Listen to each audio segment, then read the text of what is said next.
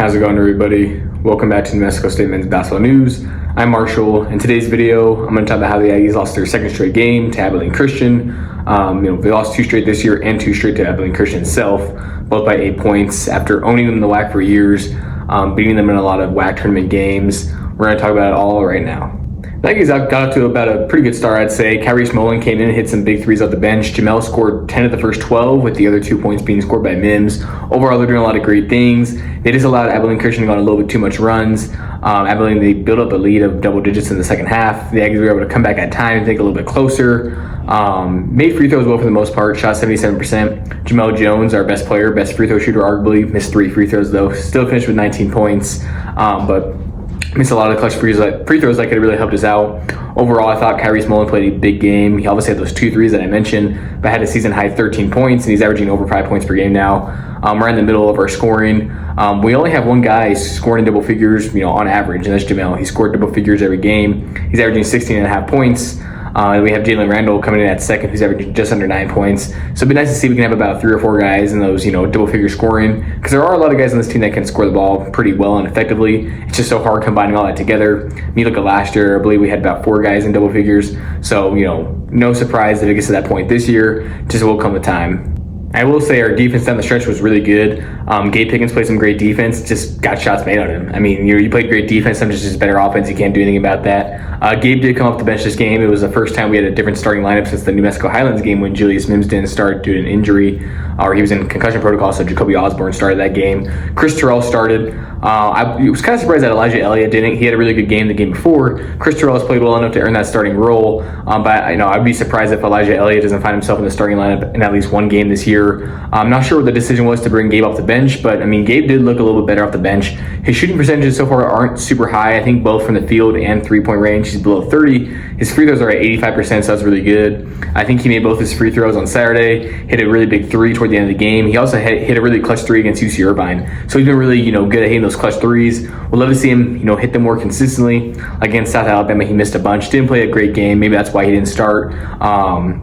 Maybe Coach Hooten just wanted to go with a different look. I always trust Coach Hooten when he does. He knows how to win, does a lot of great things, and I'm sure we'll bounce back no matter what. The Aggies have Tulsa coming up on Saturday, so they have a little bit of rest. I'm sure they came back for finals, and they'll travel back out to Texas. That's another neutral site game. Going to be a really tough task. Tulsa's 8-1. Their only loss is to Kansas State, a Power 4 school, who's off to a 5-4 start, and they only lost that game by 1 point, 84-83. Their leading scorer averages just around 15 points per game, so Jamel obviously averaging a little bit more than that.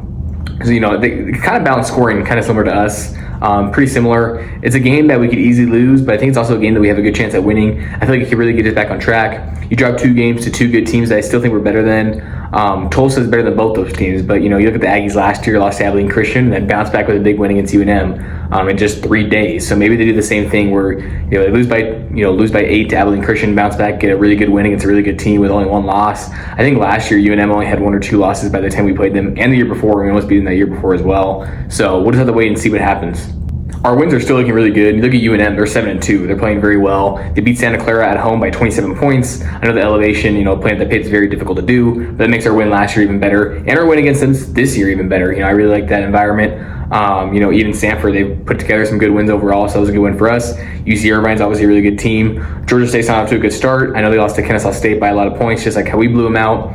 We were beaten by 30 at 1 point, ended up winning by 19. Had some of the subs came in and turned over the ball a little bit, but we'd love to see those guys get their opportunity again soon. And against South Alabama, again, the officiating was terrible. Could have won that game for sure. The officiating wasn't the greatest this past game either. It never really is, but it was definitely a lot better than that South Alabama game. One thing that really, really upset me, and I'm sure you guys noticed this if you watched the game, there was a point we got them 6 points, and we were down by 13 at 1 point. So it was a good comeback for us. Only down by 6. I believe it was 53-47. Elijah Elliott got the steal. Was on a fast break on the sideline, and the ref got in his way. So Elijah runs into him, turns over the ball, goes out of bounds, and then they give the ball to Abilene Christian, who gets it and 1. Makes the free throw, goes up by 11. Abilene Christian shot the free throws really well, but it's just very annoying because we could have, we're down by 6. I said no, so we moved down by 9 after that. But we could have had a chance to get a fast break to put it down by 4 and have a lot of momentum. But the ref gets in Elijah's way, he trips, falls, go out of bounds, and then Abilene Christian gets awarded for it. Like none of that stuff will ever happen to the Aggies, but of course it happens to other teams against us. And Coach Hooten, the whole staff was pissed off, and so was I watching the game. I was just yelling. I'm surprised my RA didn't come to check on me, but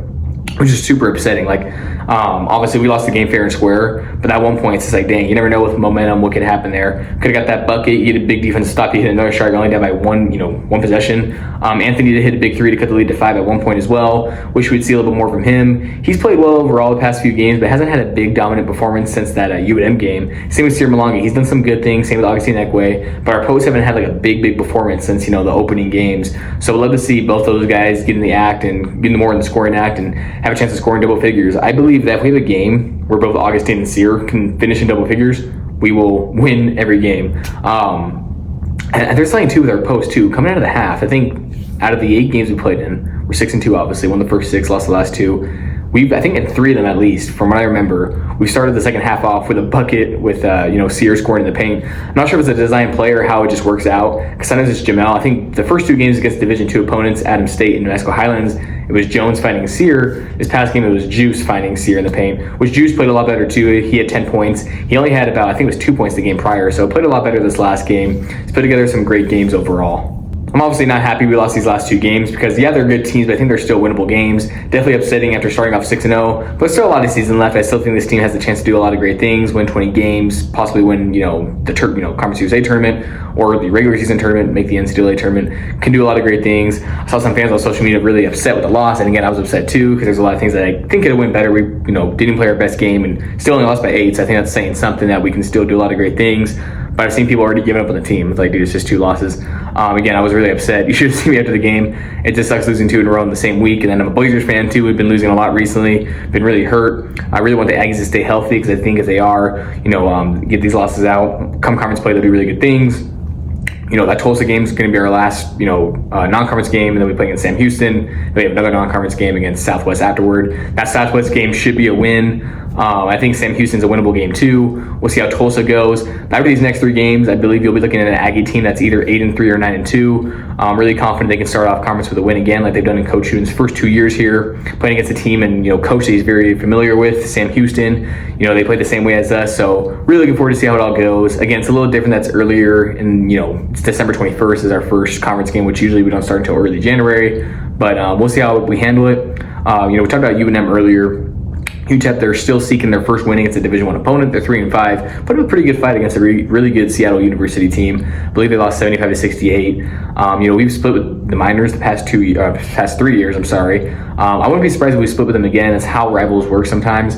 I don't want to get swept to them, obviously, but I would really love for us to sweep them. I think we think we have a good shot at it. But at the same time, rival games, you never know what's going to happen. You look how good UNM's playing right now. That loss, to us, I think it's kind of like set a fire in them.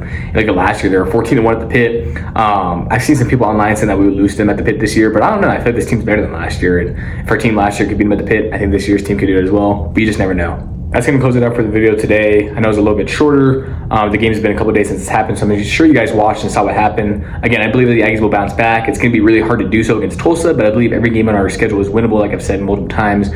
Really looking forward to see how they're going to do. That's going to close it out for the video today. Thank you guys so much for watching, and I'm out.